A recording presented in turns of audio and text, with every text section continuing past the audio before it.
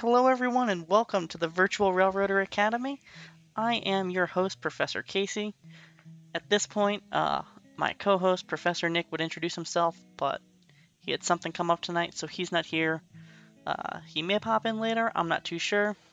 I just know that everything's okay in his world. Something came up, so you have me tonight, and welcome. Tonight, it is the Railroader Workshop, kind of going to be a day-in-the-life type of stream. As I walk you through what it's like working for a short line railroad where anything can come up and your job changes by the minute. So that's what we're doing tonight. We got favorite engine here, trusty number 34, Freya. So first things I do when I'm showing up to work, after punching in, is collect my paperwork. And that's, like my general, my bulletin order, which is kind of like your update to the timetable, and the rule book lets you know if anything extra is going on that day, or if anything's changed, track out of service, such like that. And as far as I'm aware, we're not crazy enough to have bulletin orders on this railroad unless something has changed and no one's told me. We don't have bulletin orders, right, guys? There may or may not be a new return ramp at the smelter, but it shouldn't be in the way of anything. Okay, so there we go. We have new tracking service. Which would be in a bulletin order. So I'd collect those kinds of papers. I'd talk with the mechanic on duty, find out what kind of water treatment I need to put in the boiler, because it changes put in the tender, because our water treatment changes by the day. It's based on what's currently in the boiler and what's in the tender, and adjusting it so that way it stays at a pretty even level to maintain the boiler chemistry. It's pretty advanced stuff. I try not to know too much about it, because then they ask me to be the person who does it, and I don't want to have to do that math, because it's complicated, but it's cool. I appreciate it. That was a very cool shot of the Heisler creeping out through the window right there. Oh, that was super cool. I love that. So that's kind of the first things I do. After that, I get onto my engine, I check my water, check my fire, see how much is there, and start lubricating from there. So I got a rip-roaring fire going right now, at 180, 90 degrees Celsius. And pressure should start creeping up here pretty soon, as we watch water boil, literally. Yeah, the pressure's gonna start creeping up here pretty soon. So what I do is kind of go around the engine, and as my fire's coming up, as the fireman, my job is to oil the rods, or grease them. So those little pins right there, that's a cap, at least it looks like a cap, that would come off, and I'd pour my oil into there, make sure those are all nice and filled up. At this point, the engineer would probably be underneath the engine doing a, we call it an inside inspection because you're inside the frame.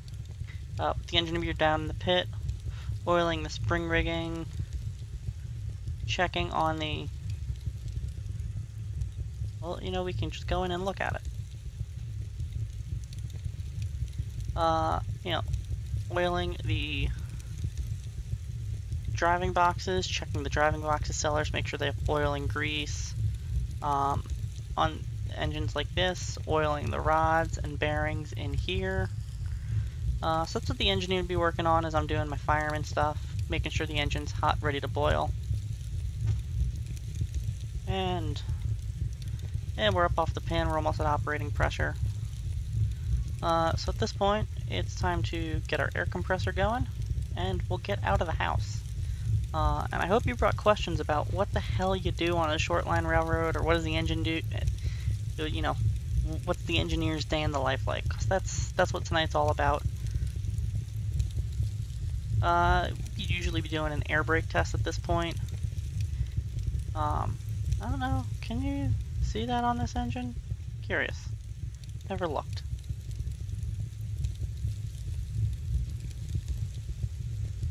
The brake cylinder?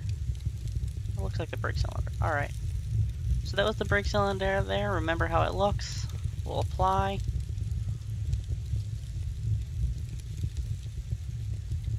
And shoes are touching the wheels.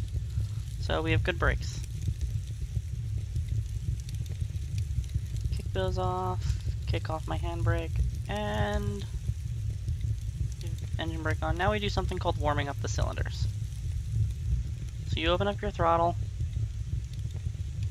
you get steam coming out, and you're looking for water to stop coming out of the cylinder cocks. And you're looking at the steam coming out. You're looking at the ground to make sure there's no water pooling up.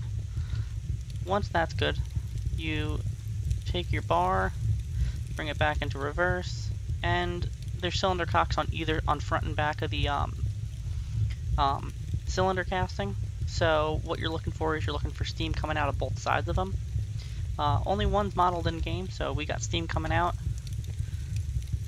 Kick the bar over again, and the goal here is to warm it up because water can't compress. We don't want to kick one of our cylinder heads off because that's just a bad day for everyone. And we'll rock it back one more time, make sure we're nice and warm.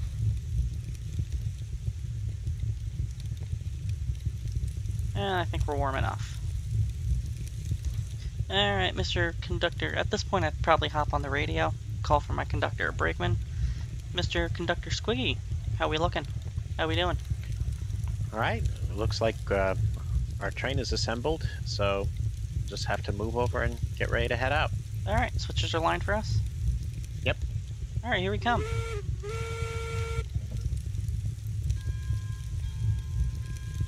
And give her a little bit of throttle, get her rolling nice and easy. Because remember, she's been sitting all night, she's had time to cool down.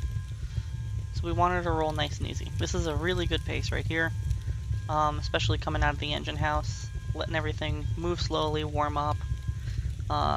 You never want to be too quick when it comes to getting the steam engine warm, because that's how you break things.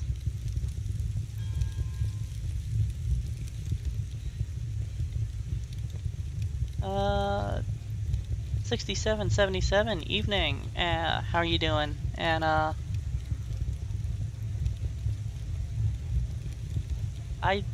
what is that?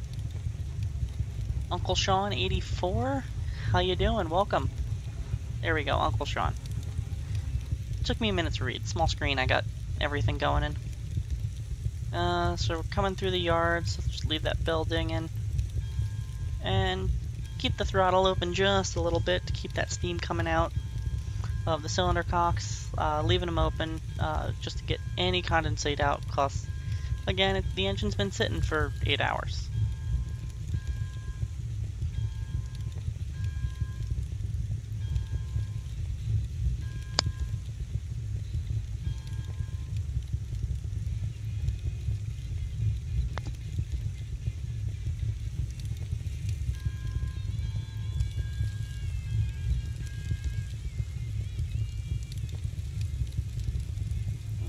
Gotta go one more track.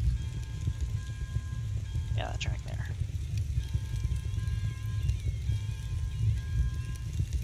In this scenario, someone was keeping the fire lit overnight. We do a thing on our engines called banking the fire.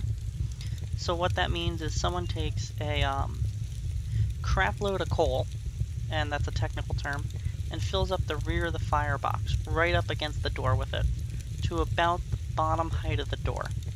And we do it at the rear of the door. You can also do it in the center of the firebox. I know Strasbourg likes doing center banks. At my railroad, we like doing banks in the rear, and that'll usually keep your pressure wherever it was when you put the bank in the previous night. So we aim to have to come in. You put your bank in, you aim for it to be about 160, 150 pounds in the morning the next day. Alright, switch is lined. We're going to start coming back. From cold, it takes about 12 hours to fire up. We'll usually start firing up the day before we run. And we'll work pretty slowly. Once the boiler gets to 212 degrees, and we measure off the washout plugs on the back. Any modeled here? There's no modeled here. Is there a washout plug? let me get tied onto the train. I'll find a washout plug on the side of this engine and show you where we measure off of. But we measure off the washout plugs, and the reason we stop at 212 degrees is because that's boiling, and the FRA counts anything, counts a service day when you have pressure in the boiler and a fire. And if you bank the engine, walk away, and go home at 212 degrees, well then, once it gets to 213 degrees, you have 1 pound of steam. Well, you don't need to count it as a service day because you weren't there. So that's kind of how that works.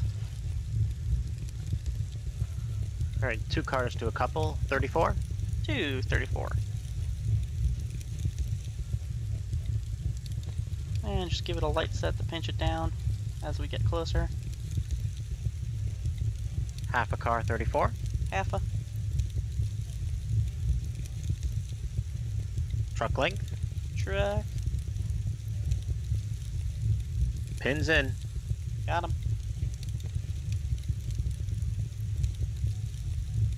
Alright. So we'll center up our reverser, throw on our brakes, make sure our throttle's closed. Got our cylinder cocks open, and at this point, we do something called an initial terminal brake test, and that's if you have air brakes. We don't have air brakes, so we're not going to do one of those. But if you wanted to, a good thing to do as an initial terminal test is to make sure that you have that all your handbrakes are knocked off and your links or pins are in every car. And that's something we should be checking as we're leaving in this game, so that way you don't leave, you know, half your train behind, or all of your train behind. Alright, inspecting.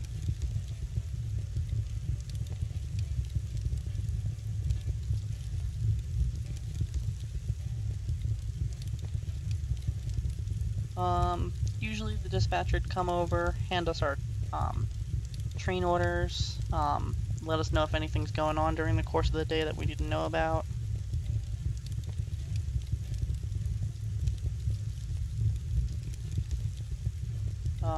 And as dispatcher, I'm typing up our train order right now and going to be sending that out.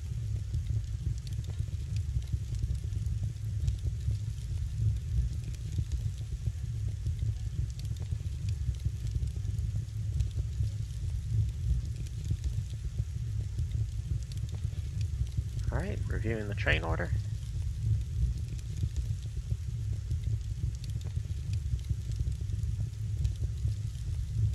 Alright, and with train orders, the engineer gets a copy, the conductor gets a copy, plus it's just a C&E. They then pass it around. As engineer, I'll hand mine off to my fireman to read, conductor will hand it off to the brakeman. Last person that gets it does what's called a readback. So we've got train order number 1 to C&E engine 34 at Hill Valley. Train order number 1 dated July 13th, 2022 to C&E engine 34 at Hill Valley. Engine 34 run extra Hill Valley to Plateau Yard.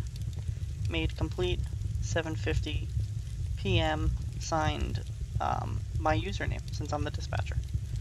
But it'd be signed under the authority of whoever the dispatcher is. So that's our train order. What that's telling us is that we can run from here to Hill Valley. And that's it. So that's what we're going to do, and when we get there, we will check in and find out what the next job is. Because that's just part of our excitement for the evening. Whenever you are ready, Mr. Conductor, I am ready.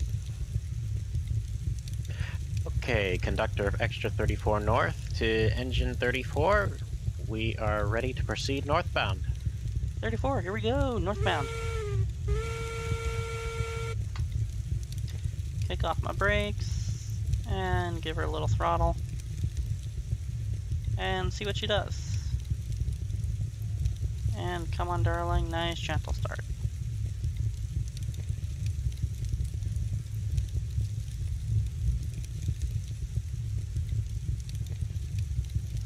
Come on.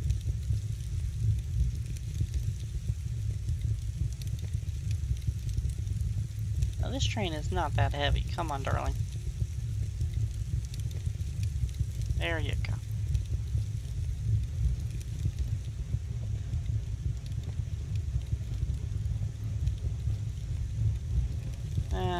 we'll be good. We'll be a good crew and ring the bell as we're going through the yard.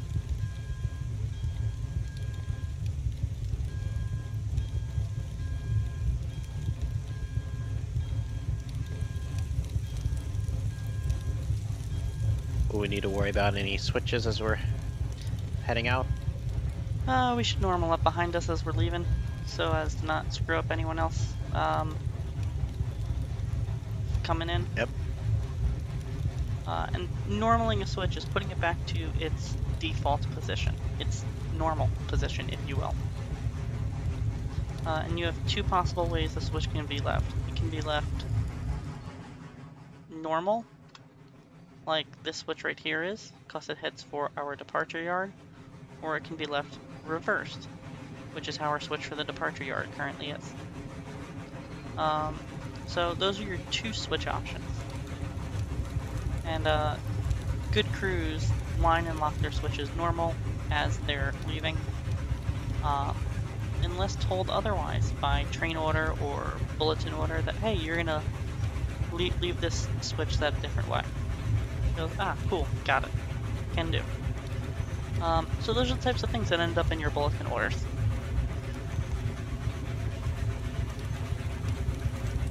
And you can see I haven't touched my throttle. We've been accelerating ever so slightly coming out of here, gaining just a little bit of speed, which is good. It's what I want the train to do right now.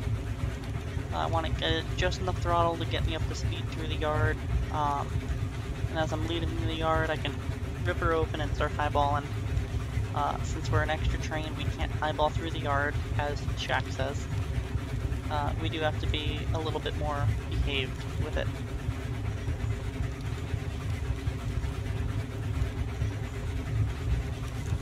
And look back along our train, make sure it's still all there. You see the caboose. Hey, look, there's a caboose. We got the whole train, everything's rolling. And those are important things to look out for, especially on a steam engine. You know, you're relying on your firemen on the opposite side of you to be watching going through curves to that side. Since you literally can't see anything, as we just kind of experienced coming through that curve. It's important to look back at every opportunity you can. You're making sure, you know, I mean, the big thing is you're making sure you're not derailed. But you're also looking for dragging equipment. You know, if you're hauling some lumber that's strapped down and you want to make sure one of those giant steel straps doesn't come undone and is flopping down the side of the railroad, because, I mean, that'll just kill someone. Which is, you know, usually frowned upon. Unless anyone can speak otherwise. If, you know, your railroad likes to kill people with lumber loads, let me know. I'm interested in hearing about it. No one likes dark humor in this game. Okay, that's fine. Oops. Yeah, Engine 13's departing the sawmill. Copy that. 13's departing the sawmill. So that last switch we rolled over by the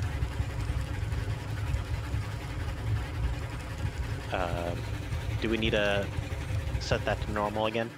Yeah, leave that one set normal as well. Alright, and the switches are normal up there.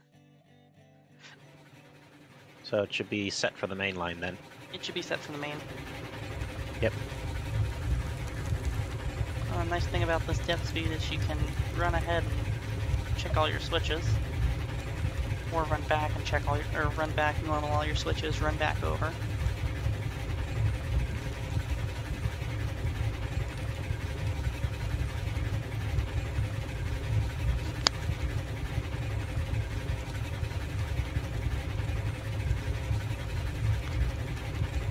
Yeah, other weekend I was over at my railroad, firing, and it was the end of the day. The conductor told us there was a mistake on the operational notes, and we were running 3 trips instead of 4 that day. Which meant that we were still running a 4th trip. It just wasn't a round trip. It was directly to our halfway point where we pick up our passengers who are waiting, and then bring them home. And then it was like, well, unless there's people when we get back to the station, then we are running a 4th trip. So we have our siding at our halfway point, normal is straight through, reversed is line 4, the siding where the station platform is. So,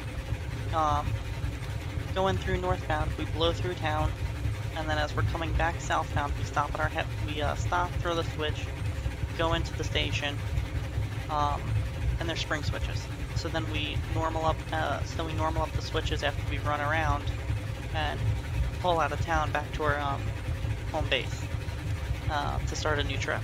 So we're at this halfway point, and me and the engineer going like, do we leave everything set for the siding? Do we leave everything set for the main? We don't know what to do, cause like it's kind of changing on the fly. So we decided that, well, they're spring switches. So approaching them, we're prepared to stop anyway, plus we're preparing to stop short of a misaligned switch.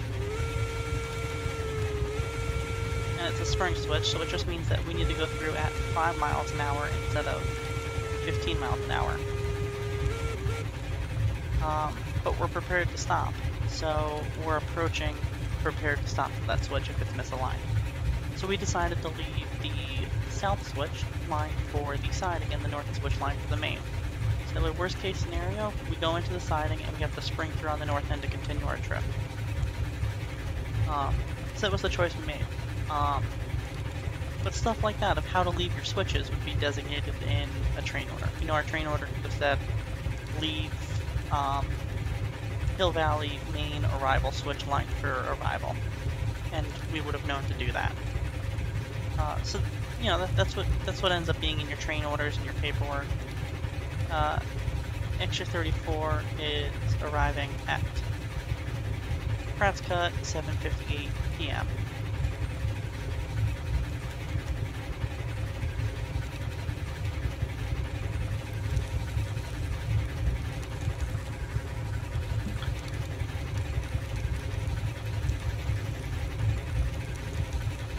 I feel like my character's off center right now. That's a weird feeling.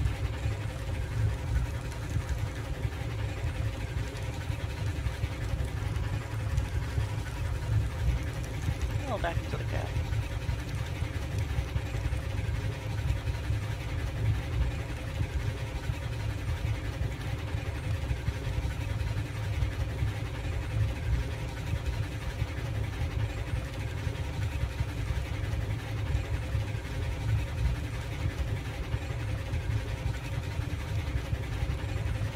Schmelting number 22 to dispatch. Schmelting company number 22, Schmeltopolis, go ahead. The Schmeltopolis is ready to leave the smelter with its 8 loads of iron. Copy that. Schmelting company number 2 is is ready to depart with its 8 loads of iron from the smelter. I should just about meet you in Plateau. Copy that. We'll see you there.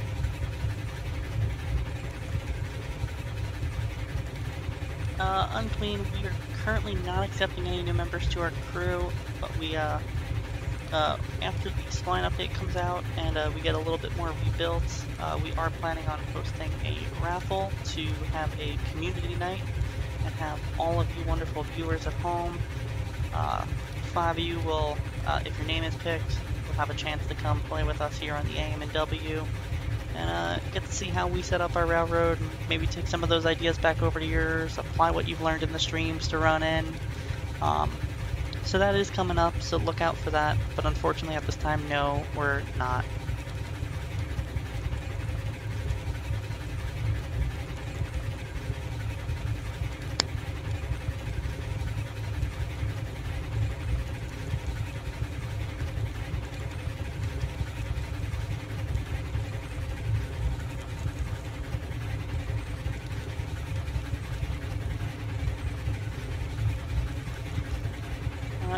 I think you'll appreciate this. I was watching new community manager Nix's streams the other night, and he's playing on the original Railroads Online world.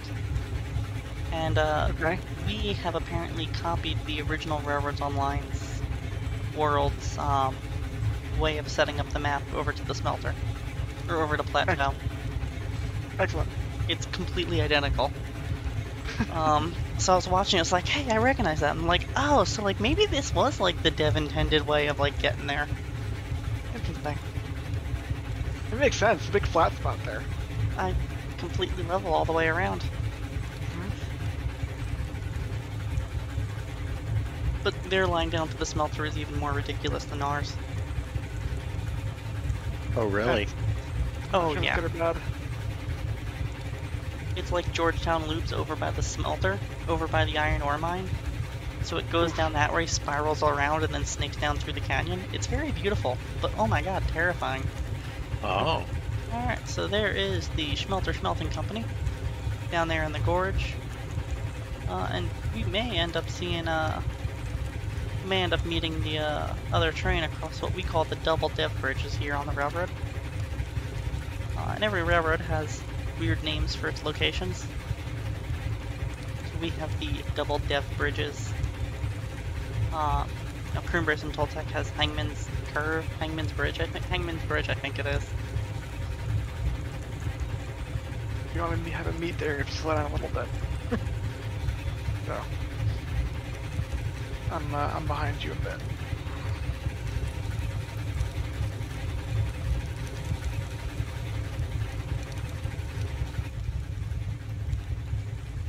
I guess not by a ton, but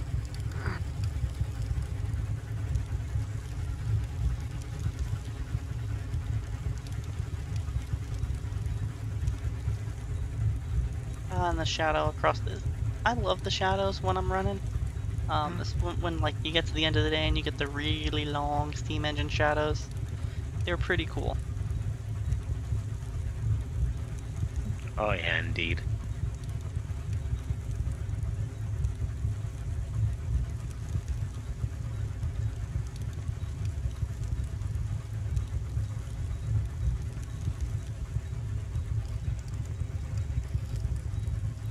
I don't want to dog too hard through here, and going slow we call dogging it.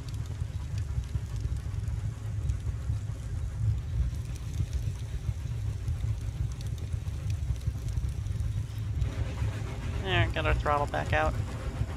they probably just see the head end of my train coming up on the bridge shortly. But Yeah, I can see it creeping around there. First time, I switched from my old railroad to my current railroad. They were hiring, I was in a new location, so I applied and hired out, and during my interview, it was my first day. It was my first day. They sent me out with the guy who had worked for the railroad the longest as student fireman for the second half of the day. So I watched the first trip, or watched the third trip, and then fired the fourth. And then handed it back to the fireman for the last one to figure out what like the end of the day procedure was. Gave me the scoop, and we were running early, and we're coming up to our steep hill. Squig, you want to run ahead and line us into the yard? you should Yeah, be sure. lined into the siding, but I believe I'm lined up so not to stop, so you have to stop short of the switch for the shoulder branch. Okay, we'll keep an eye out for it. So we're coming up to our big hill towards the end of the run, and it's on an engine that I had never seen before. It's not like I was going from one of the SYs to the other SY. So the engineer's like, hey, we're running ahead, so I'm gonna dog it up the hill. Knowing full well that he just wanted to see what I was made of, see what I could do. So I'd never seen this hill before other than watching the previous guy fire it. So I was just doing my thing and firing. And we're dogging it up the hill. This engine's in the corner, and it's just whop, whop, whop, whop, whop, whop, whop, whop, whop, whop, barking away. And I'm just a little bit of coal here, a little bit of coal here, a little bit of coal here, a little bit of coal here, just firing along nice and easy. And the fireman, the entire time is going like, slow down, you're gonna make smoke, you're gonna make smoke. And cause I'm putting in coal constantly. And the engineer looks over at what I'm doing, looks at the pressure, sees that I have my injector on, sees that the pressure is staying, 1 pound below the safety and goes, she's not going to make any smoke. And it was, oh my god, one of my favorite experiences firing was just dogging it up that grade. It was so much fun. It was one of those, those who fire know that, like, you get those days, you get those trips that are, you get those runs that are just like goosebumps, where it's like, ah, this is what it's all about. And so as we clear up this switch, our conductor will line it up behind us. In the ye olden days, the engineer would actually shut off, or nearly shut off, the brakey, hind-end brakey, will hop off on the fly, throw the switch as the train passes over it, hop back on, and the conductor will bounce the air twice, like giving 2 blasts with the whistle. Well, this is really cool. To let them know the brakey's back on, and you can start storming back out of town. Alright, so they're coming in. Let's make sure you stop short of that switch there. Yep. So we're gonna bring her down to a stop.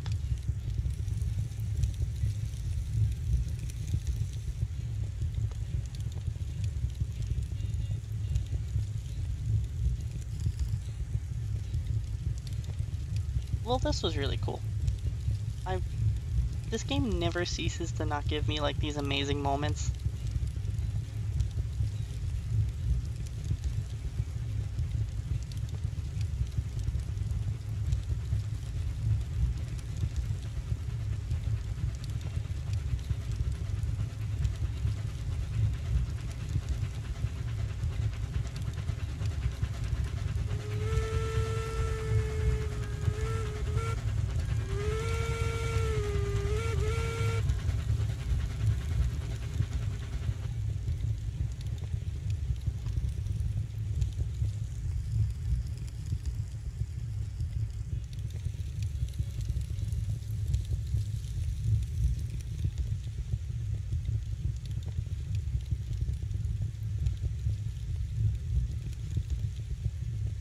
You just want to swap trains? I'll park this here.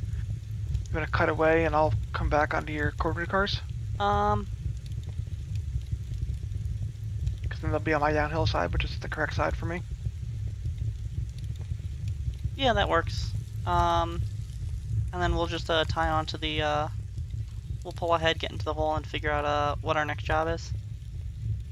Okay. Did I hit one of those buttons? There we go. Alright, so we continue down the long siding then? We'll go up against the hoppers into that track of there and figure out what's going on. We'll stop into the yardmaster's office. Alright. Stop short of the caboose of that cut of cars? You want to put us in the siding next to it? Yes.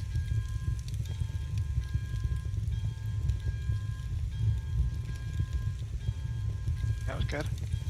Why is the train not stopping? Oh, because I forgot to turn my compressor on. Smooth.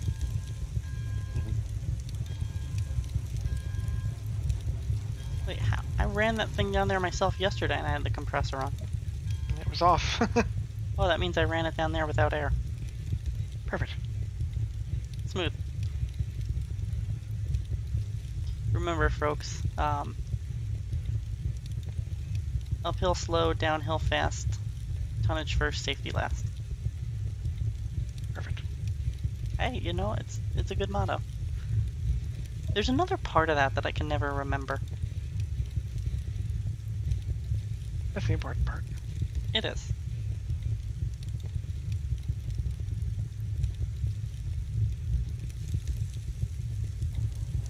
Alright, since we're cut away, I'm removing the markers, so we're no longer a train, officially. Alright, and we'll just sneak by the foul point here, past Schmeltopolis. The Plateau is my favorite yard on this railroad. It's set up so beautifully. You can do a lot here with, what, 5 tracks of yard, 2 passing sidings. it's a beautifully set up yard. I love it.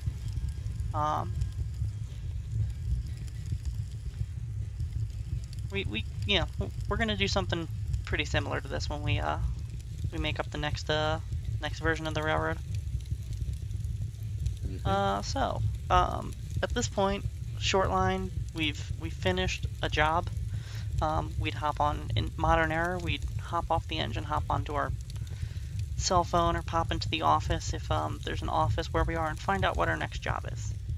So I'm looking at the Google sheet here that we run the AM and W off of, and it looks like there is a hopper train to run up to the iron ore mine, and that is train 200. So Squiggy, you and I are marking up on train 200 now and heading on up to the iron ore mine, I guess. And it says it's on through siding 1, so that would be this guy. All right. All right then. So let's get through the yard and get ourselves set up here.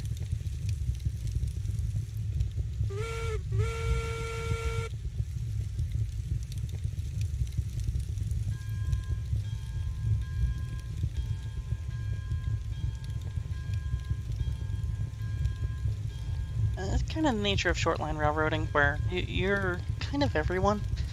You may start out on the road train, you may end your day on the yard job. I think Rudy, you'll agree, it's a little bit of a free-for-all. You may go from brakeman to dispatcher. Yeah, or brakeman to train master to dispatcher to mechanic to Track crew. to the sweep floors. Yeah, whatever. I've come off a freight job one time, and went back out in the high rail truck to replace a missing bolt I saw at a joint. So I went from brakeman to MOW supervisor in 3 minutes. This is very indicative of shortline railroading. You're bouncing around on what you're doing. I don't want to say fairly frequently, but you wear multiple hats, is kind of the moral of the story.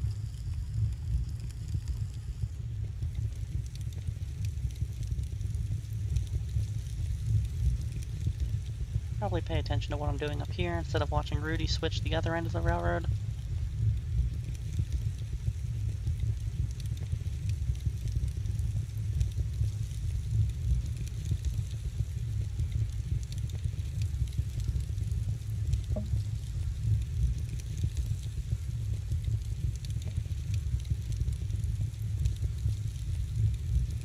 Alright, we're clear to switch. 34, clear switch. Clear to shove back to the hoppers. Coming back, 34.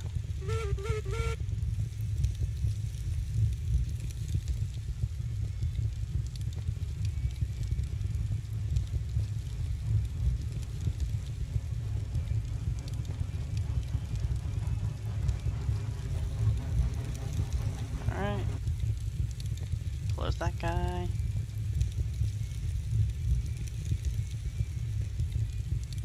Two cars to a couple. 2. Pinch her down more. One car. 1. Half a car. Half a Truck length. truck. Pins in. Got him. Hey, I sent a caboose towards you guys. You wanna catch that and stop it?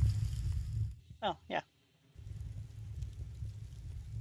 That's Alright, that's okay. yours. I don't need that with me. Oh, look at that. Yeah, 142. Mm-hmm. And 22 is back, guess southbound to the smelter. How deep do you want this caboose? I don't care. That's yours. You can put it wherever you want. Okay, cool. That's Leave a road train caboose. I have the local caboose with me. Well, that needs to get made up on a train to go back out at some point. Okay. Alright, so we'll leave that there. Alright, and next stop, once we were done with our initial terminal, we got links pins, handbrakes kicked off. we can get on out of here up what's probably one of my favorite parts of this railroad. Because it's a little bit ridiculous. In just terms of the railroad, in terms of the physical characteristics, shall we say. We frequently need to double head moguls up there with the 12-car lumber and beam trains. So we'll leave it at that. 12 cars takes 2 moguls. I'm gonna check our switches here. Be a good. See, shortline railroading, wearing multiple hats. I'm gonna be a good head-end brakeman. Check my switches. Getting out of Dodge. Alright, Squiggy, we're lined out up here. Alrighty. Just finished putting up the markers, so we're officially a train now. Alright. Okay. Conductor of train 200 to engine 34. We are ready to proceed northbound. Copy that. Train 200. Here we go. Take my brakes off and get that throttle open. And you can see the engine kind of stuttering if you look out the window on the other side. That's the slack of each car getting pulled out.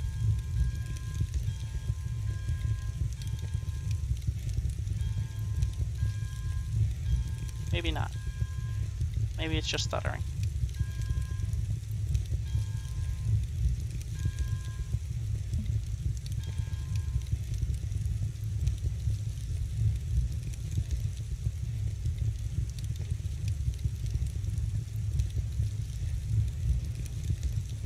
Any switches we need to normalize as we pull out?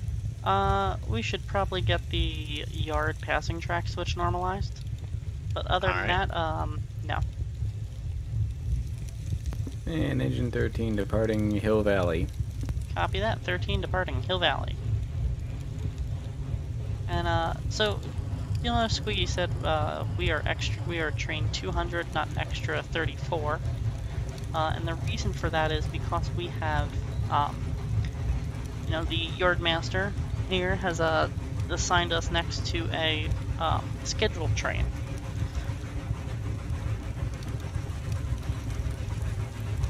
Close that throttle so that we're not going too fast through here.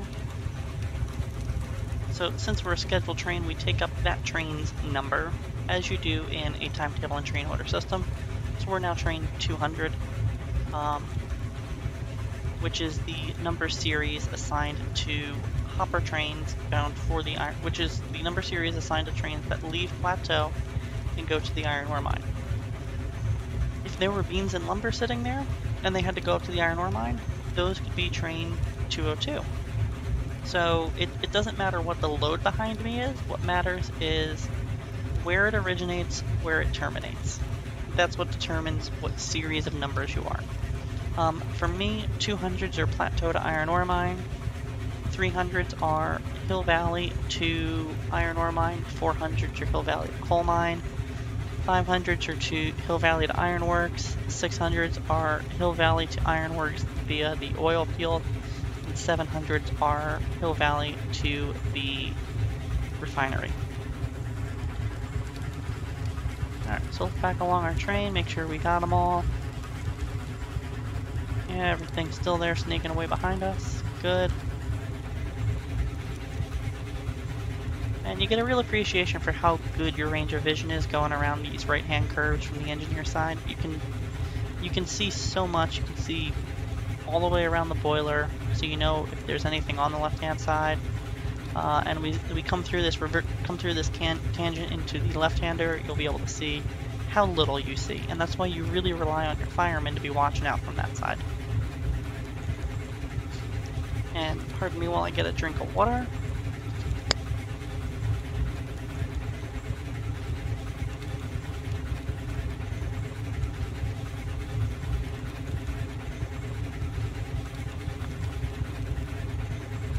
Alright, so we're off the switch, we're out of the yard limit, and we're going to be hitting a 3% hill here very quickly. And from there, we got a stiff 3% climb all the way up. The only time it's not 3% is when we get to the 4% bridges.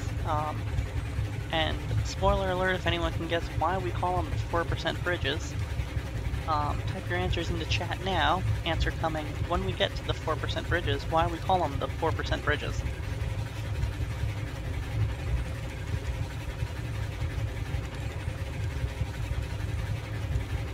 Yeah, coming through this curve, you can really see how little view you actually get going through a right-hand curve from the engineer side. I can barely see the track in front of me, and that's why that's why you rely on the fireman and the steam engine to keep an eye out.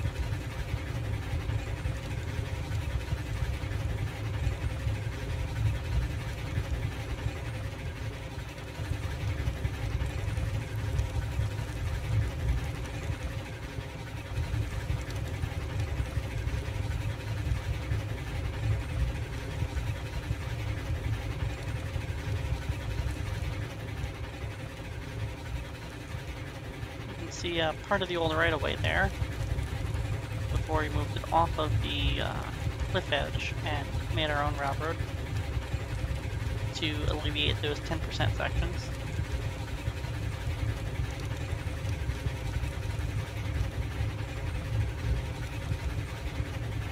But it's one of my favorite sections of railroad, and I think everyone has that section on the railroad they work for that just is always absolutely stunning for them.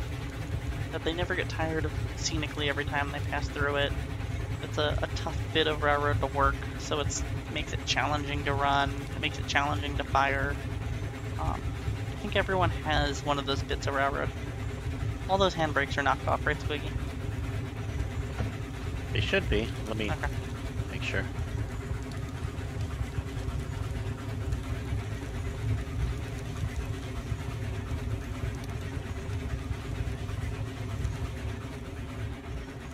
So we've hit that grueling 3%, we've already slowed down, and we are just dogging it up the hill, as they say.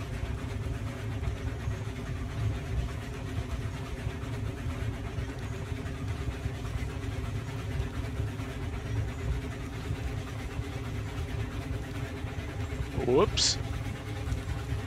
Hey, we just got faster. Did you just fall? Yep. I think there's a bit of 2% in here. Unclean, currently in the game right now, I don't check the fire too often. Though I should probably check it more often.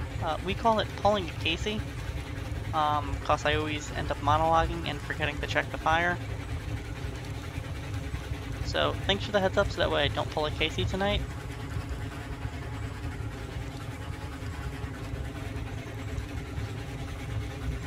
But we are approaching the 4% bridges here. As you can see, we are slowing down just a little bit as we get close to them. They are the 4% bridges because they did take 4 times longer to build than anything else on the railroad. I'm kidding. It's because they are 4%. It's a 4% railroad through there. So the 4% bridges, they are.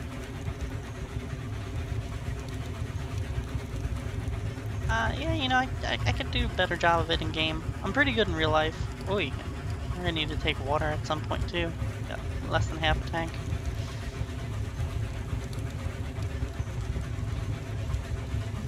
When was the last time we watered? I wanna 2020? say... I wanna say beginning of May. Whew.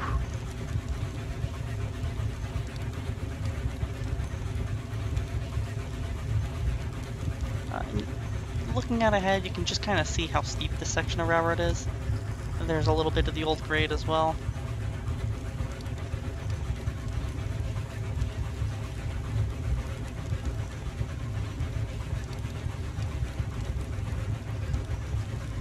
We're just dogging it up the hill.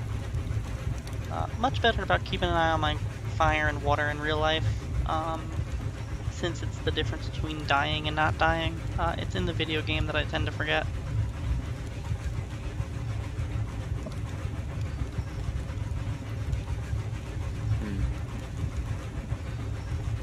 One of the cool things you can do with water, though, is you can kind of rest your hand along the side of the tank, and you can feel the difference between where it's hot, where there is no water, and it's cold, where there is water. Also, our engines, we have what's called gauge cocks. So we have a pipe that connects to the water space at the bottom and at the top. So it's full of water, and you have some of our engines have 3, some of them are 4, and you have one at the top, one halfway, one at the bottom, and it'll let you know how much water you have in the tank. On our saturated engine, we try and take water every trip. On our superheated engines, we don't worry about it as much because they go through less water. But we do try and take water at least once a day with those. We'll boil about 6,000 gallons of water though a day, so it's not nothing that we're using. And the boilers hold about 3,000 gallons each. You know, between like half glass. Oh, excuse me. Need more coffee in my life. Railroad runs on coffee.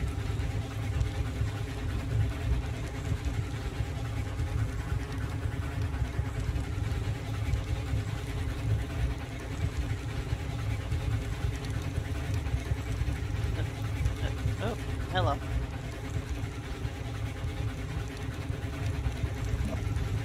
Oh, what? No, just trying to get back into the cab. Ah. There we go, we made it. Alright, so now that we're off those 4%ers, you can see how we're just kind of walking away with it.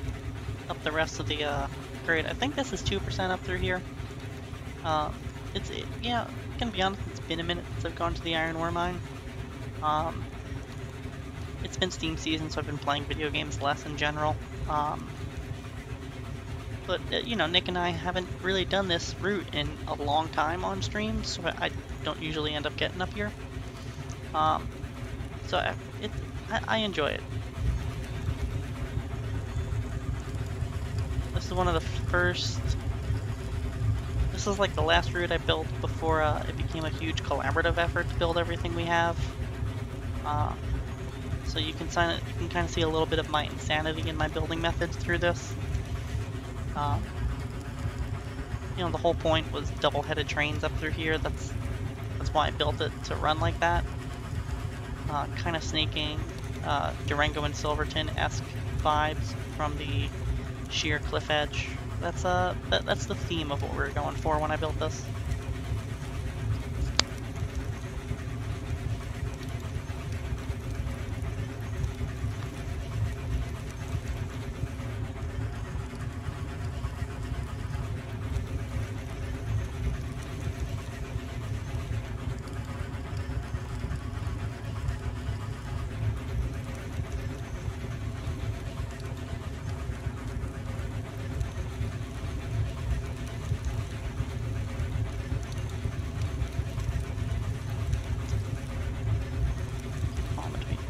Air compressor on at least. Okay, there we go. I did something right.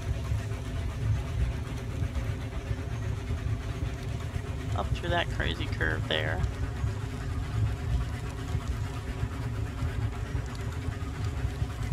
And you can really feel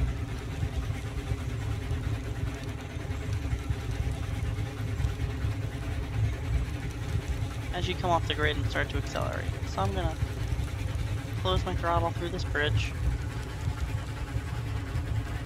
And you can see the whole train coming up onto the level. The entire railroad is level from here on out.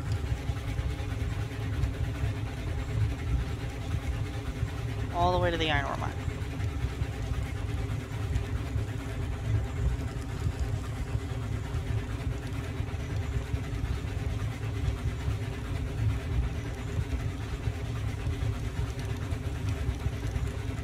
Cookie, you want to pull the pin on the caboose? We'll fly it around? Or you want to kick it around later? We could try flying it around. Alright, pull the pin. All right. And one of our patent pending flying switches here on the AM and W.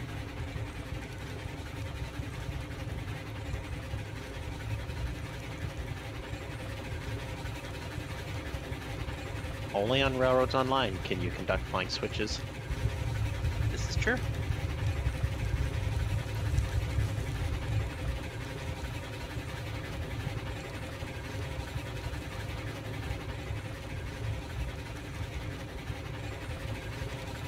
Let's see, which track should I send the caboose down?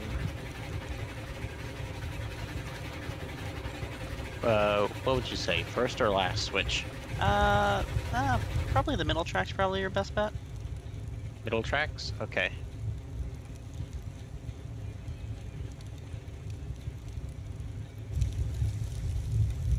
Alright. So not the one directly next to us.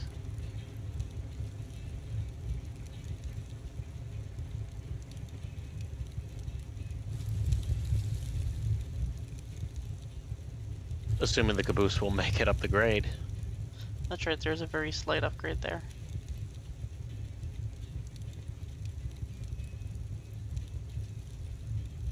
That's a nope. Nope. Okay. Well, I'll spot this first car, and how about we run around first, and we can tack onto the caboose and kick it. Sounds good. Half a car, by the way. Does that work? Another half car. Another half a.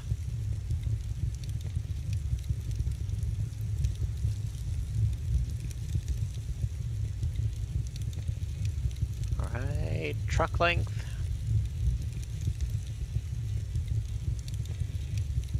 Anytime now is good. And you want to tie a handbrake down over there? Yep. So the next part of Shortline Simulator right now is, you know, a lot of people say that this game isn't realistic because you gotta load it's a loading simulator. I can count. I do not have enough fingers on my hands to count the number of times that I've come in at the end of the night and had to load my own tender with coal. So I've gotten the engine over to the coal loading, gotten off, gotten in the backhoe, and have started filling my own tender with coal. So, you know, we're up here at the iron ore mine, we're loading iron ore. It's not coal, but, you know, shortline railroading. You do what you have to do. And engine 13 departing the sawmill. Copy that. 13's departing the sawmill.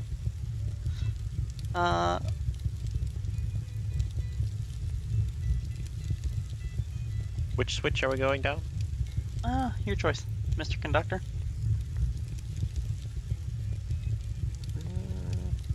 Probably go to the furthest switch, and I just noticed that structure. The, our station, platform mock-up? Apparently, yeah. Yeah, which we're not going to be able to do with the new splines, unfortunately. I remapped my E and Q keys to my other two buttons on my mouse, and I keep getting them wrong, so I keep getting really screwed up with what I'm doing.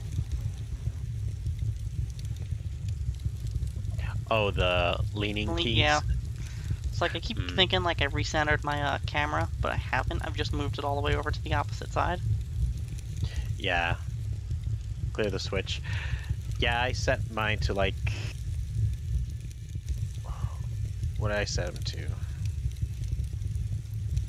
Alright, get that guy in reverse. Here we come back. Oh yeah, K and L.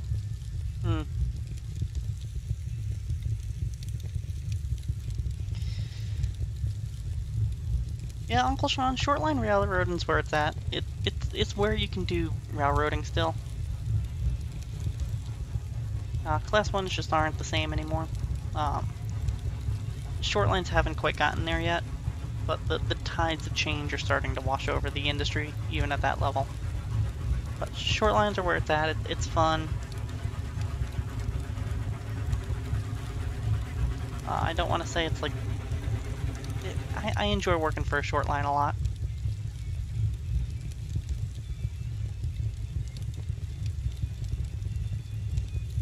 So once the cordwood stuff is delivered and the beams are back to Hill Valley, there's a train bound for the coal mine of hoppers ready to go in Hill Valley. It needs to get put back together because some cars derailed. That's kind of the next thing that can go out. It's you can grab one of the Class 70s over in the Ready Tracks.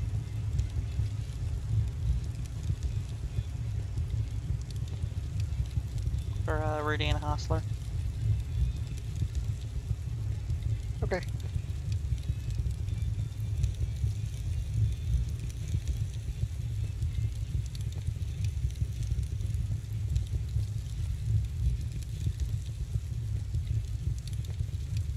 Alright, we got about, I'd say, 6 cars.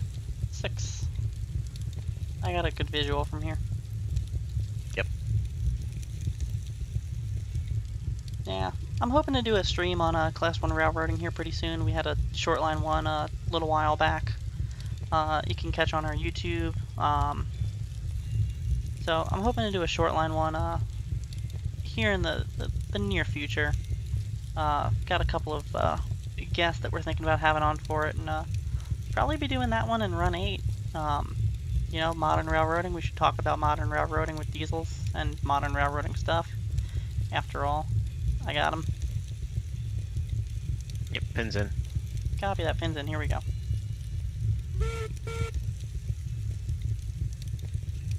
Taking off markers. If you type exclamation mark tree into the chat unclean, or uncle, sorry, I don't know why I read that as unclean out of the corner of my eye. Uncle, if you type exclamation mark tree, it should take you to our link tree where you can find our YouTube channel and our Facebook page, as well as maps of the AM and W, our timetable, our rulebook, and at some point in the near future, the official, I was gonna say book club, but our recommended reading list. Nick and I have been working on putting that together slowly, that we always end up talking about. Hey, like we've got our recommended book list of great train books to read. So that will be on there eventually. We're just trying to figure out how to format that correctly, so that way it's not ugly looking.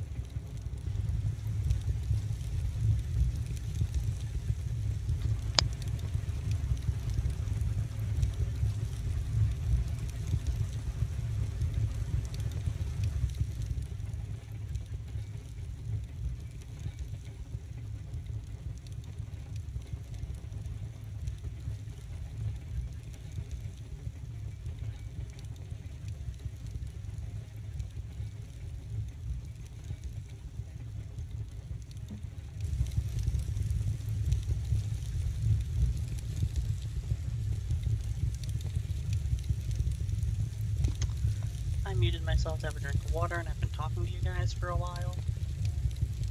Oops.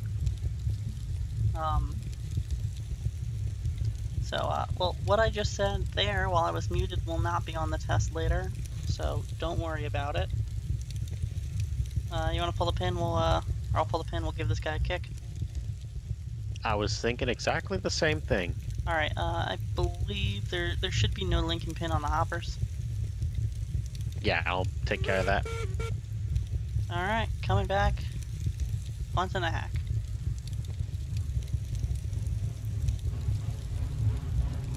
Okay, you're good.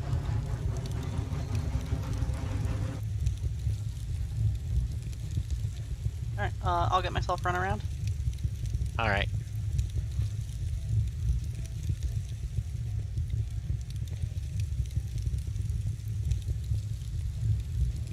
be your own brakeman on a steam engine, right?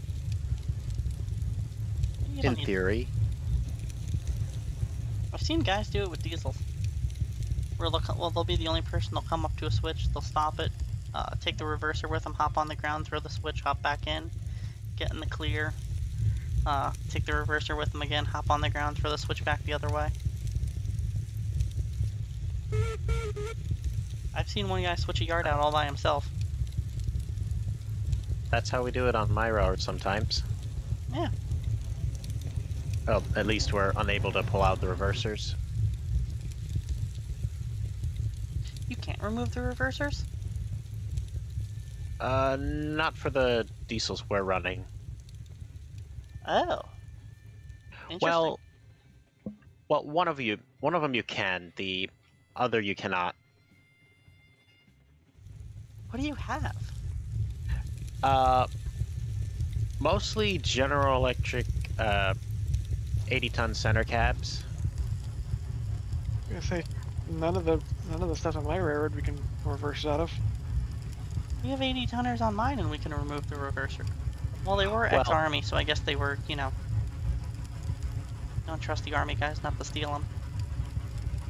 Well, one of them was one of the ones we use regularly is ex-army as well.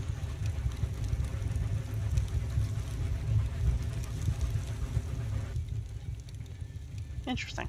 Wonder why that. Yep. Well, see, there's Yeah, we can- differences even within the same engines. Yeah, Just so to basically show- Sorry, go ahead. Oh yeah, we can take I think we can take the reverser out of it. We just don't bother. Fair enough. On the other one is a GE 65 tonner. That's the reverser you cannot take out. Ooh. Yeah, that diesel was built. I can't remember the exact date, but I want to say late 40s, early 50s.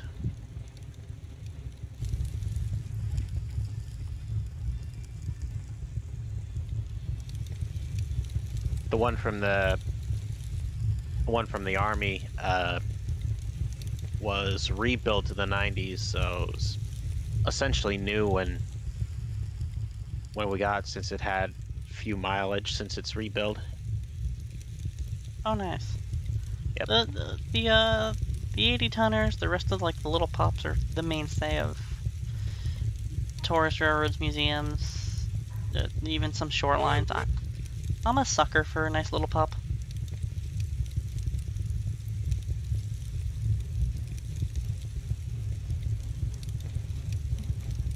And that's a new term for me, by the way. A pup? Yep. Okay. Is that a regional thing? Have you heard the term pup, Rudy?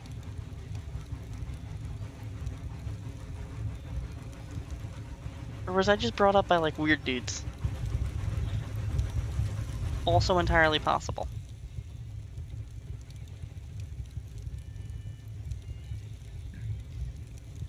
Well, if you've ever heard like a SW9 1200 900 80 tonner, maybe not an 80 tonner. We usually refer to those as lawnmowers. But if you've heard any of those referred to as pups, let me know in chat, so that way I feel less crazy.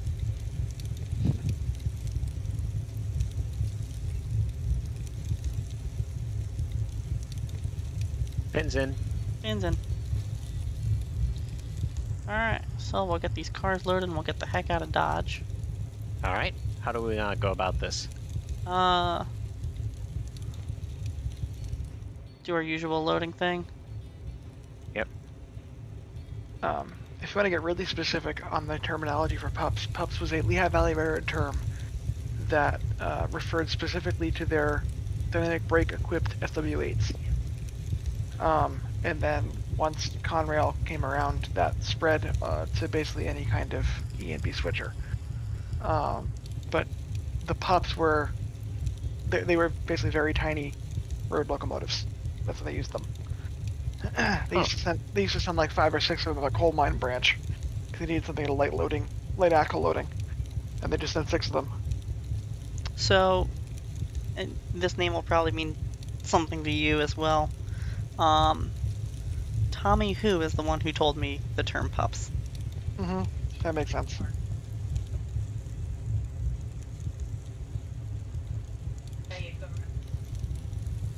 And for those of you not on the East Coast, Tommy Who, was an amazing railroader who worked for the Lehigh Valley, Conrail, and then Shortline over in New Jersey as freight agent, and he was a man of the Lehigh Valley Railroad through and through to the end. Just the best person you could ever know. It's also a fantastic album and movie by The Who in 1975. He is also that, which is part of the reason why he got his nickname, because no one can say his last name. They just go, who?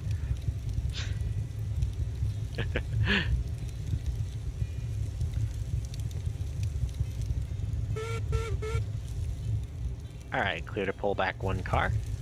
Coming back one. Did you knock off that handbrake? Yep, all handbrakes are knocked off. She's pulling mean.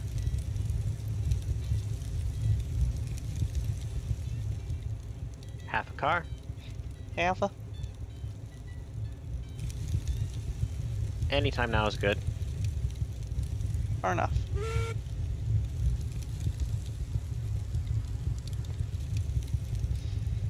Oh, this feels like ballast train duty.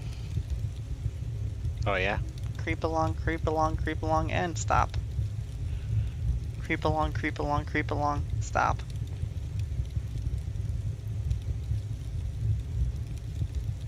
And how many cars do we have again? 8? Oh, I didn't count. 2, 3, 4.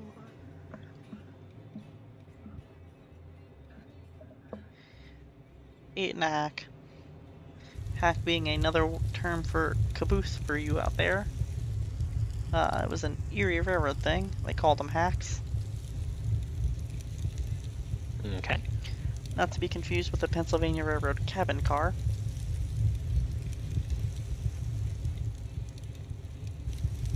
Erie called them hacks because they were mostly hacked together from other things.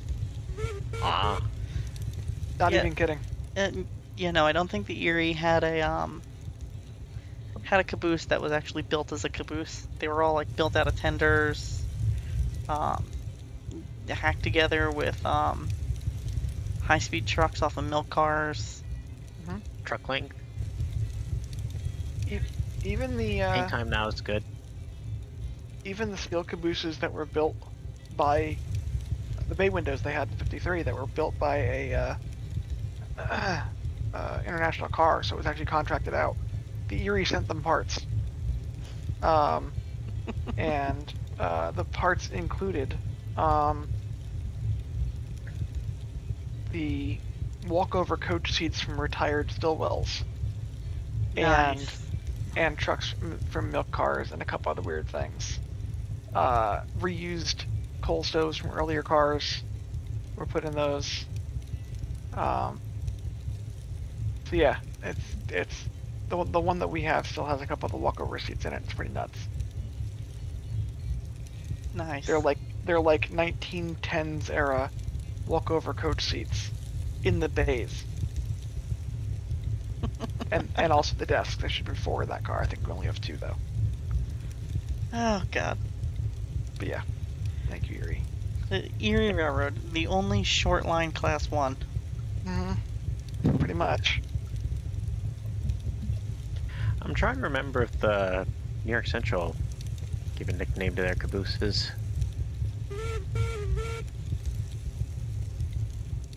The only 2 I know that nicknamed were the Pensy and the Erie.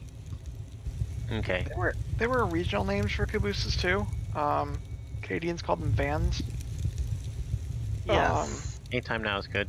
Though I think that comes from their British, or their Yeah. Commonwealth heritage.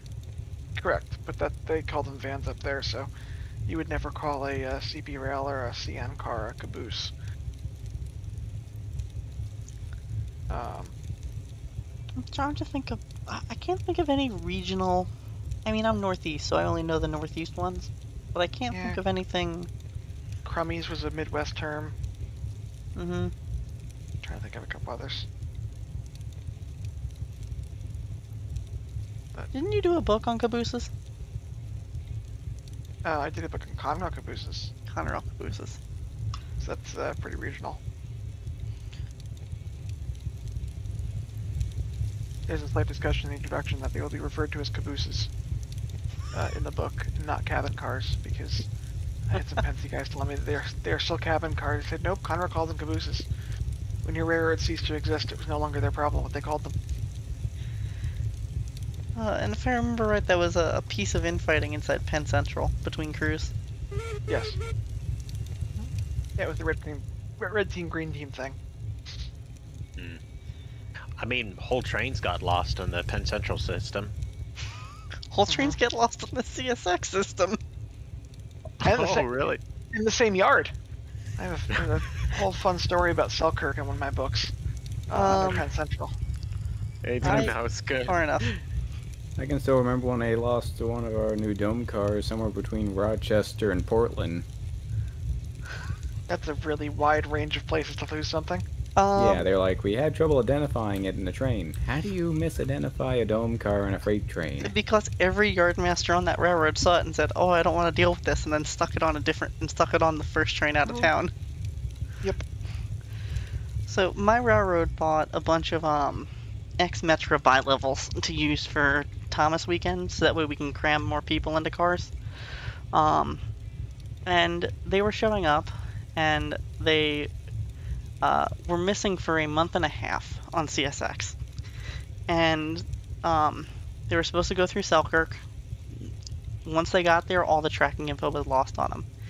They were found because the CMO was on vacation in Florida, driving down the highway, looked to his right, and saw bi-levels on a CSX freight train.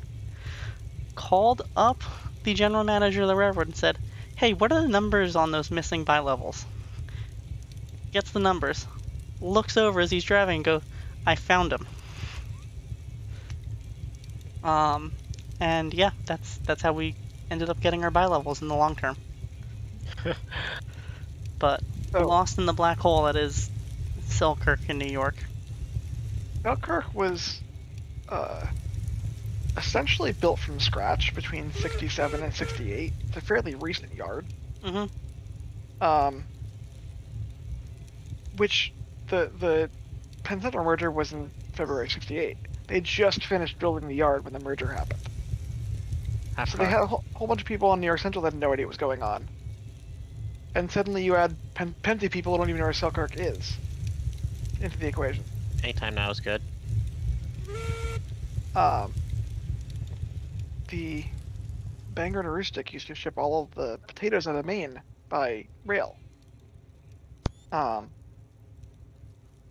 what those big, like the state of Maine red, white, and blue box cars were all for. Those were all for potatoes. Oh. Penn Central managed to lose almost the entire Maine state potato crop.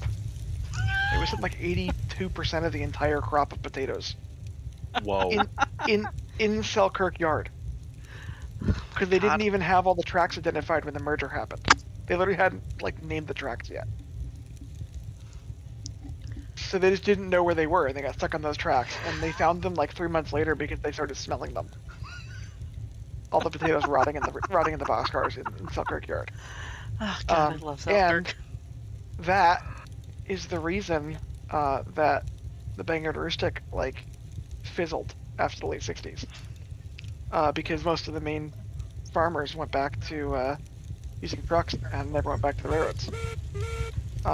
Which is why if you look at pictures from the mid to late 70s, there's always Bangor and Aroostook engines leased out all over the place, so they didn't have any traffic. They made a lot of money on leasing their engines out. That's amazing. It finally started to come back a little bit in the 80s, but yeah, they had a really rough time throughout the 70s because of that incident. See, you've come for shortline railroading. You're getting railroad history tonight. Lost bi-levels, missing potatoes. Mm-hmm. Anytime now is good. A dome car that's been bounced around between New York and Florida. Yeah. Yeah, it was something like 250 boxcars they lost in one yard in one place at one time. Did no one look out the window? There's so much. Have you ever been to Selkirk? You can't see the whole yard from one place. I have. It's ridiculous. It's a nice yard. It is. Well, because it was the only one that was designed, unlike the whole Penn Central system, is the only yard that was designed recently. Everything else was, left over from the 1800s that they kept just modifying and modifying. So then you have track 1 next to track 35. Exactly. Did Selkirk Yard, was it set up to replace like the yard at West Albany or something? Selkirk was kind of meant to replace a bunch of yards. Originally, it was meant to replace a bunch of yards, and again, what ended up happening was the merger happened right as Selkirk was going live, so it never really got at least under Penn Central anyway, it never really got used the way that New York Central intended to use it. And it never got the plant rationalization out of it they wanted to, because most of the people in Penn Central didn't even know where Selkirk was. Uh-huh. So, I mean, now it's basically the CSS's only yard in that entire area, but which is what it should have been in '68. But it took 15 years to get to that point. Anytime now is good. Fair enough. Last car. Woo! So yeah, a little bit past the era of this game in terms of history, but there you go. Railroad history is railroad history.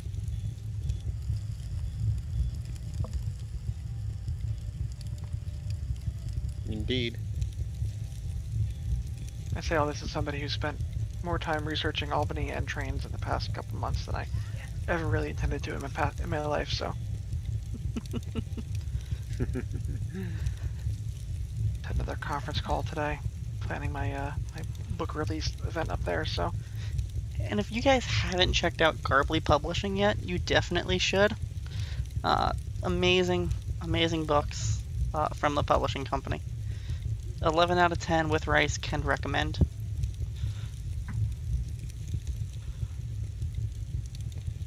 Yep. I do eat a lot of hibachi and Chinese food while reading my books, so most of my books actually are, with rice by default. There you go. I made hibachi for dinner tonight. So. Ooh. Well, whenever you're ready, Squiggy, I'm ready. All right, I'm putting on the class lights so we can officially be a train. We'll hustle muscle back down the hill. Yeah. Alrighty, conductor of train 201 to engine 34. We are clear to proceed southbound. 201, here we go south.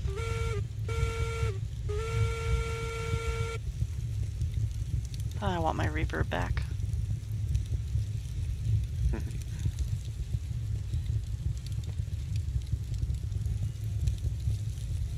Alright, so we got a heavy train. We're running tender first. So what I'm going to do once we get on the hill, is I'm going to set my tender brake to like 15%. So that way we can bunch up against it. And go nice and easy down the hill. Hope that sounds like a plan to everyone else, because that works for me. Once we get this train tied down Squiggy, we'll stop in with the yard office, find out what's next, and go from there. But we should probably hop on over to the yard and take some water. Sounds good.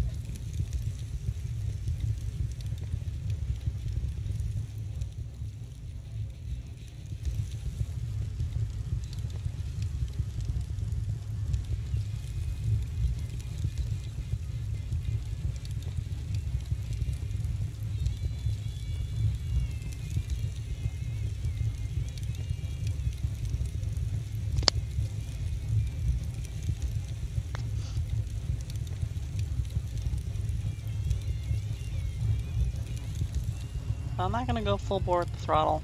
As you can see, there's a very slight downhill here out of town to that wooden bridge, and then it's flat through the cut into the 3%er, which we can see sneaking away in the distance over there.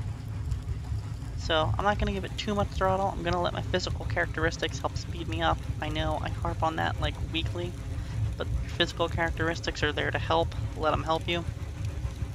So I'm just going to leave my throttle where it is and let us slowly get up to speed, nice and gently.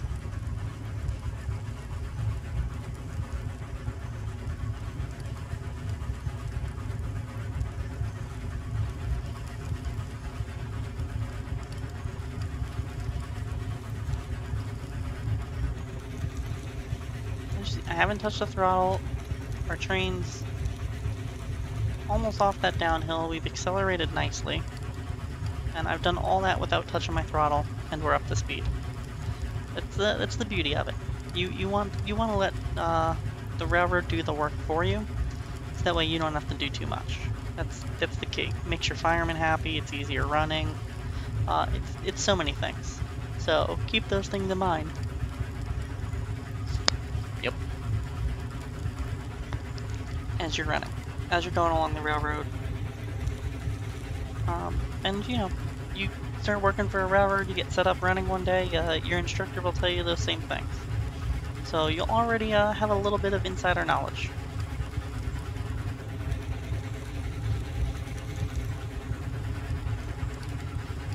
Back in the good old days of the 60s, 70s, 80s, you actually used to be able to ride up on the tender when you're doing your tender first moves.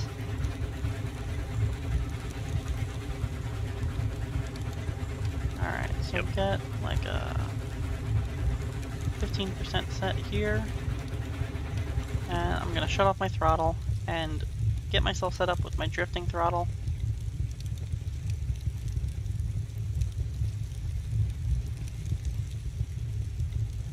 So just want 1% throttle. There we go. Now we can see, oh, not that button, that button. We got just little tiny puffs of steam coming out of the cylinder cocks. That's what you're looking for with the drifting throttle. Got 15% brake set there. We're going to use the engine brake for anything else we need. But we're maintaining speed, and that's the important part. You want to maintain speed. And the reason we set up a drifting throttle is you want to make sure that you are keeping your steam chest lubricated. That's your valve. That's your cylinder. They use what's called steam cylinder oil. It's a very thick, very heavy oil, molasses-like. And when it mixes with steam, it becomes more viscous and is able to spread. So if you shut off the throttle, there's now no steam going there. That steam oil is not becoming viscous enough to do its job. So if you have just a little bit of steam in there, it's able to do its job. It's able to keep everything lubricated. So that's why we're running with a little bit of a throttle.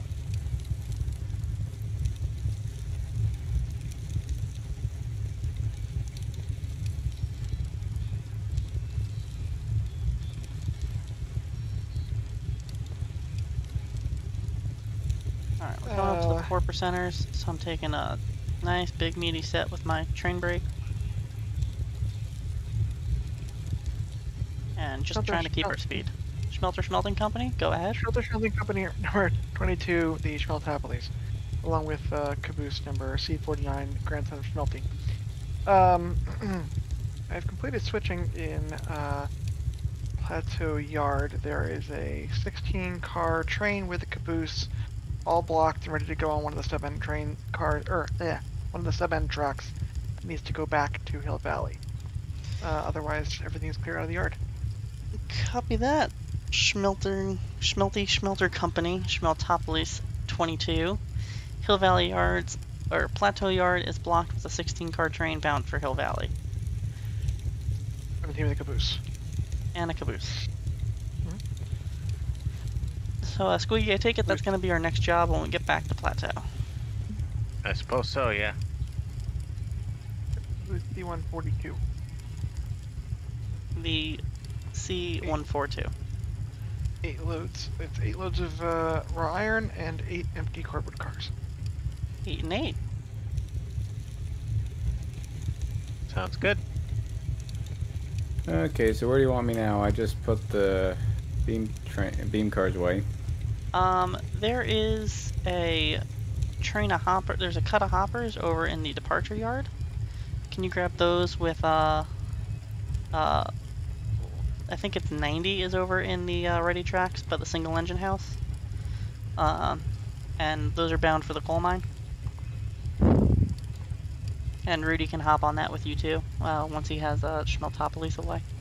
I think I'm parked now, so I'm just checking switches to make sure you guys are not going to crash into something on your way in, and you're good to go. I'm going to leave everything lined for you and your arrival on both ends of the yard. Copy that. Anywhere you want us to leave the hopper cars when we come in? I got you lined through one of the run-through tracks, so I guess just park one there. Okay, cool. And then I can just grab them with Schmeltopolis whenever. Bring them down. Sounds good to me. Yeah, you should be lined right in. Just drop your hoppers and run over, grab the rest of your train, and you're good to go. Copy that. Alright, I'm gonna go head back over to the valley. And if you've never heard a radio transmission on a shortline railroad, that's more or less what it sounds like. I did things, and then you have to get validation from your superiors, and it's very important. It's a living.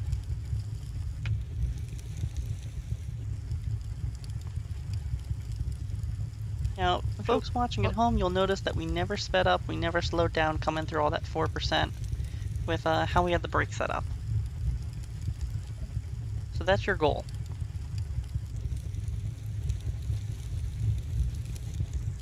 I'm getting ready to come off the bottom of the hill here. I want my train to stretch out nice and gentle, so I am going to kick off my brakes now. And as my engine comes around onto this tangent here, I'm going to open up the throttle. Because if I keep my brakes on coming up to a bottom of the hill, especially right now where there's no air brakes, it's Lincoln pin, your train's going to bunch up and go everywhere. So let's give it some throttle and start stretching out off the hill.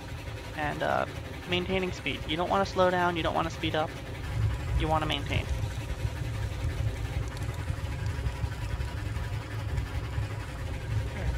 So I'm looking for this cut of coal hoppers here in Hill Valley.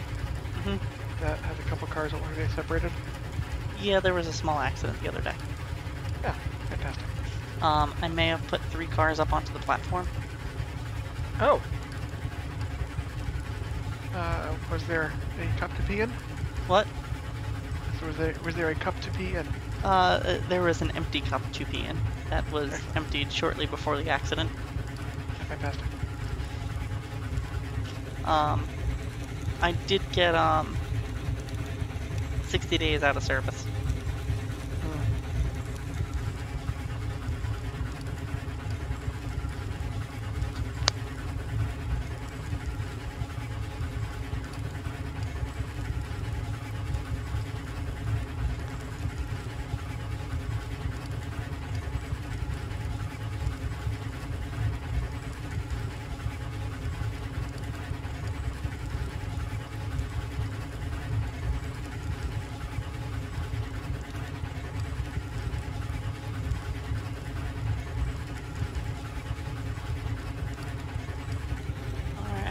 That piece of steel bridge there indicates our yard limit.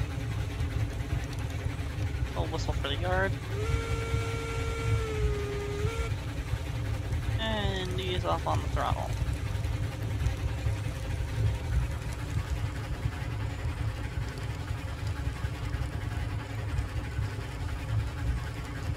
Squiggy, we'll have to do some zigzagging to get over and get some water.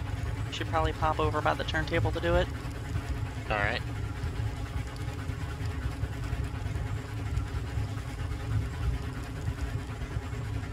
And you guys should be able to make the coal mine with that Class 70, no issues with those 10 cars.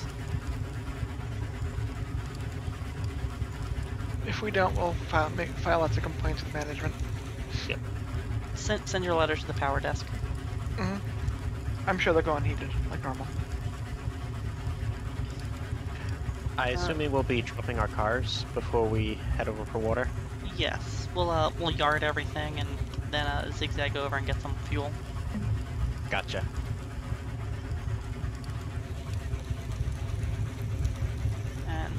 And now is the game, can Casey power break? That is our age-old question every stream.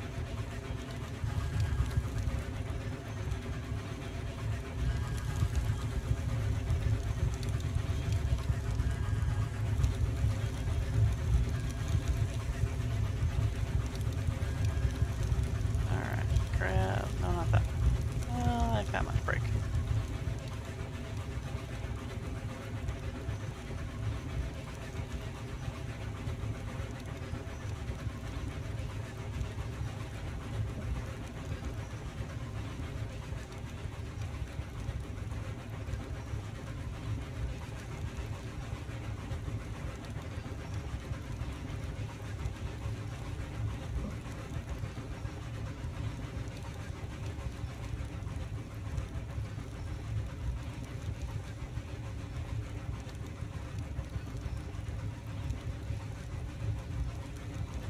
So he's saying we'll be taking on water at the tower by the turntable?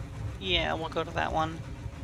Okay. Because I don't know where this train 400 is, so I don't want to stab them by sitting on the main taking water. Fair point.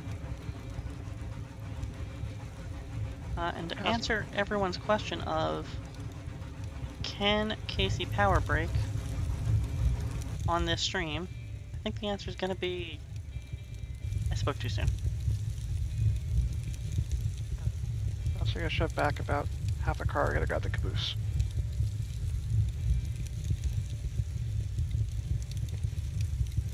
Alright, got my train all the way set up. Come on, baby, stop. A little bit of help from the handbrake. 10 feet. 5 feet. And we got it. Okay. Alright. One more check for handbrakes, but I think we are good to depart. Alright, I got a handbrake on my end, Squiggy. Alright. Handbrakes are set.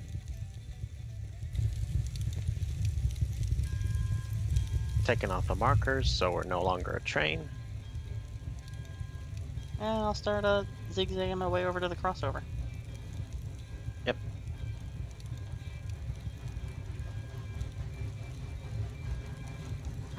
Train 400 dispatch. Go ahead, 400. 400 is ready to depart Hill Valley Yard. 400 ready to depart Hill Valley. Railroad is yours. Be Up to warned, where? there's to coal mine. Okay. Be warned, there's a train that will be occupying the yard over in Plateau. Fantastic. We'll see you there.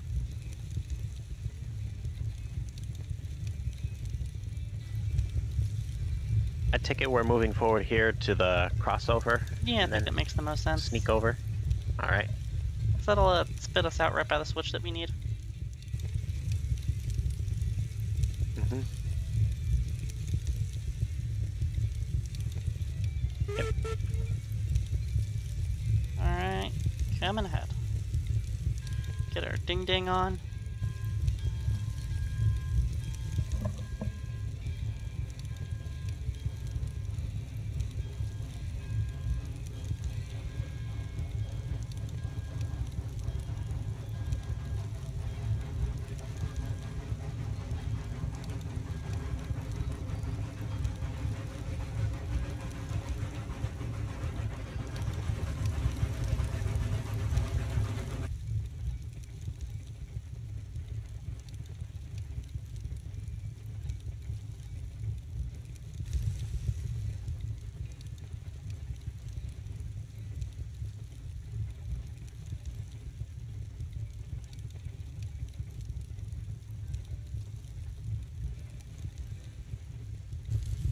clear of the switch.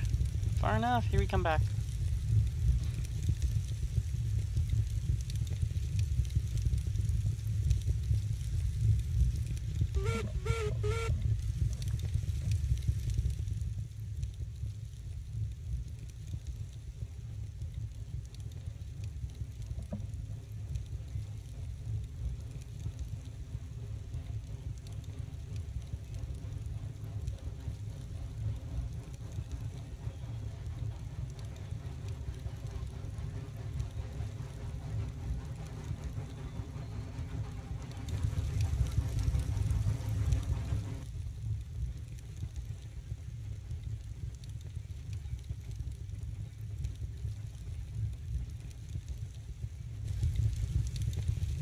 Okay, there's squiggies. I'm gonna get my brake on.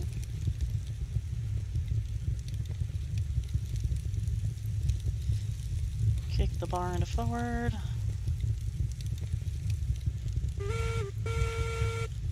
And start coming ahead.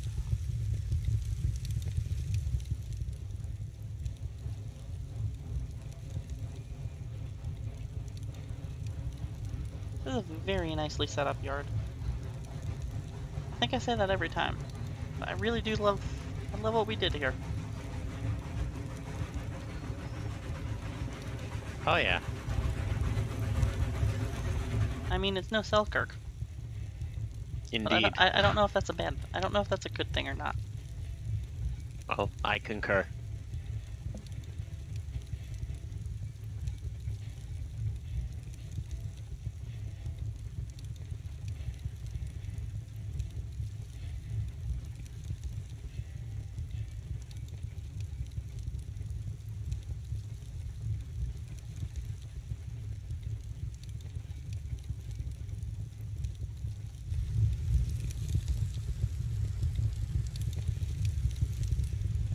Alright, coming ahead to the tower. We'll get the ding ding dong in case anyone's around.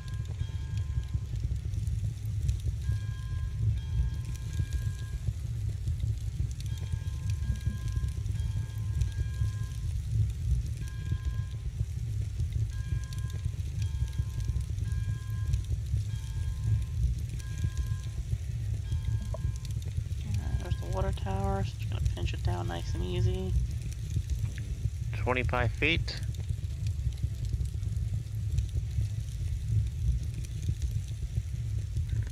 Ten feet.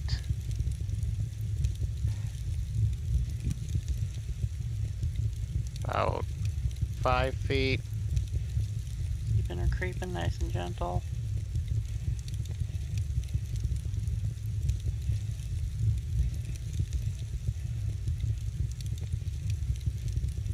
One foot. 1 foot. Anytime now is good. Alright, and since we're fueling, we're gonna put ourselves in neutral. Be a good crew. And now we're taking. Wow, that's a really good lineup.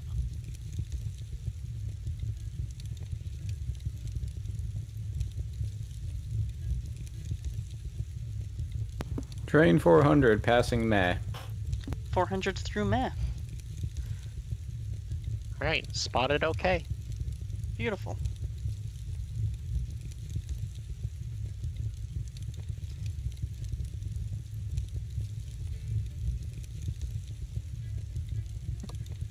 Hind end of 400. Meh. Meh. Meh.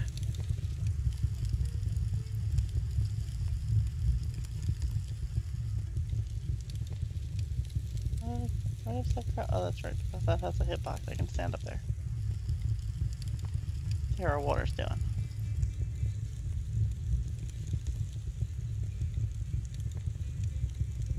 Yeah, she's coming up slow. Alright, so this will work out. They'll get in, we'll be able to get out of town.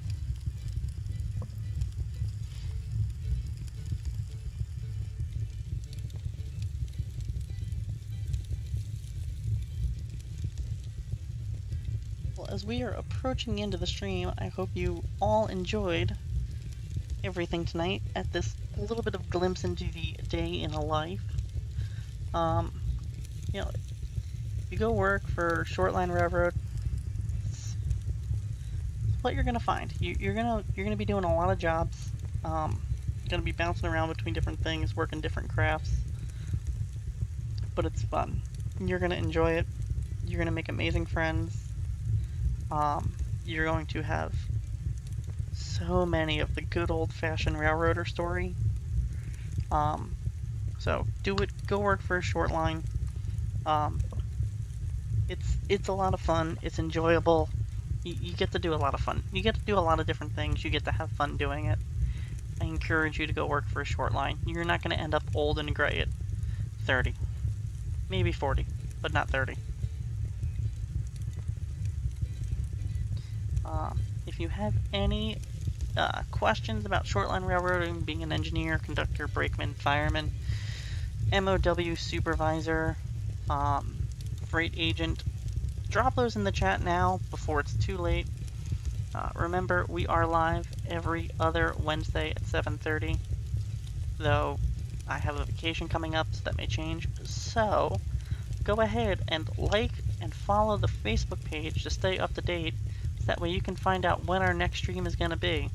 You don't want to miss it. Nick and I are going to be getting into doing some Run 8 stuff here pretty shortly, talking about Class 1 railroading, talking about being a conductor with a real-life conductor. So we got a couple of great guests coming up for that. You're not going to want to miss the Run 8 stuff. So do like and follow on the Facebook page to find out more about that. You do not want to miss it. And I see that that's going up, so I'm going to hop back into our cab. Kick the bar into reverse. Knock off her brake. And we'll start moving backwards.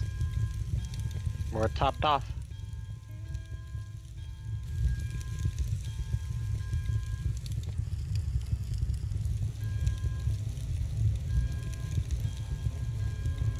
Close that door up.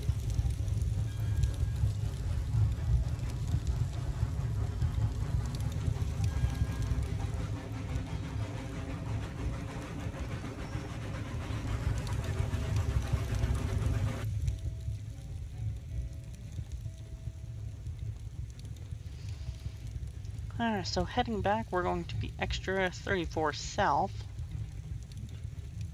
since we are no longer a scheduled train, and we are returning to Hill Valley with these extra cars. Are we gonna cross over now, or are we gonna wait for we'll cross over 400? Now. I don't see them. Alright.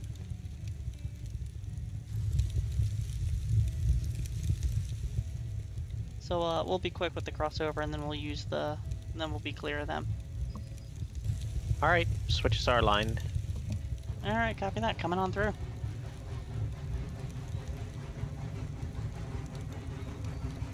If I had to wager a guess, they're probably at the double deck bridges or a little bit beyond it by now. Just going over the big bridge right now. Halt it. Yep. Alright, perfect. So we'll be able to pin onto our train and we can start creeping out as they're coming in. And what a way to end the stream with 2 trains passing at plateau. Absolutely. Alright. Get that throttle out, get us rolling nice and quick.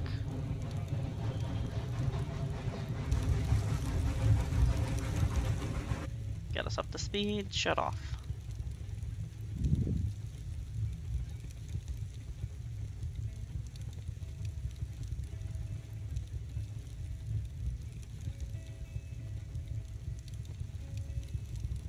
And our train's on the furthest track if it's out of your render range.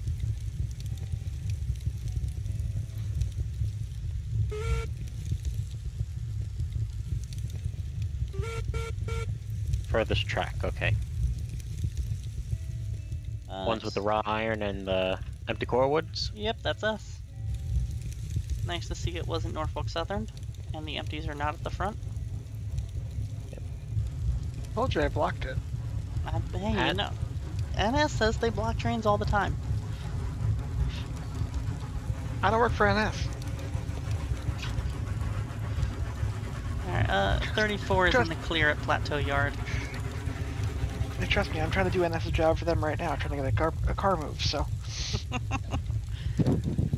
Just make sure they put it at the front of the train. that was actually kind of funny. Is it Especially the coming? cushion. Is it coming to you via Selkirk?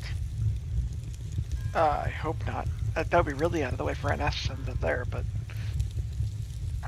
no, it's a straight NS move the whole way. So, although it'd be kind of funny if they did put it at the front of the train, like a 150 car train that has a cushion underframe that'll just get torn completely out of it. Be awesome. Underframe? What underframe? Exactly. So. And you know what? It's insured for more than I paid for it, so There you go. Alright. I'll take it. Get my class lamps up. We're white since we are an extra train.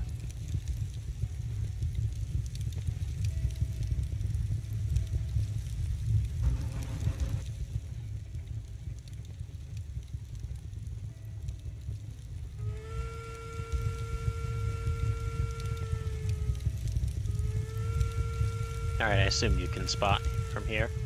Yeah. And sounds like 400's coming into the yard. Plateau Yard to 400. Switches your line for you guys to come on through. 34 is in the clear. Copy that. Alright, I'm gonna start pulling while you're knocking off handbrake, Squiggy. Yep.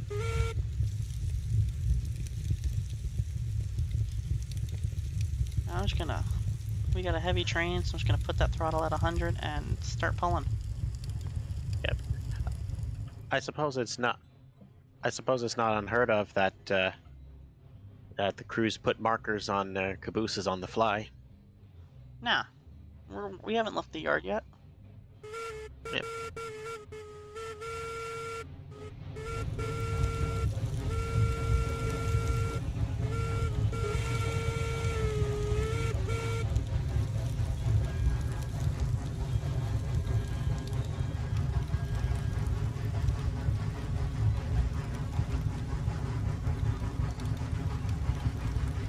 Well, folks, as always, thank you so much for watching. Thanks for tuning in. Nick and I will catch you, if not next week, the following week, or maybe the week after. We're figuring out vacations right now. Be sure to check out his channel for his what makes this layout great live. Do tune in for those live streams. They're always a ton of fun. Make sure you follow us here at the Virtual Railroader Academy on Facebook, on YouTube, here on Twitch. Hit that purple heart here on Twitch if you haven't. Hit that follow button over on YouTube if you haven't. Thank you so much for watching. Thanks for tuning in. We hope you learned a lot. This was the Railroader Workshop. As always, I'm your host, Professor Casey. Have a good night.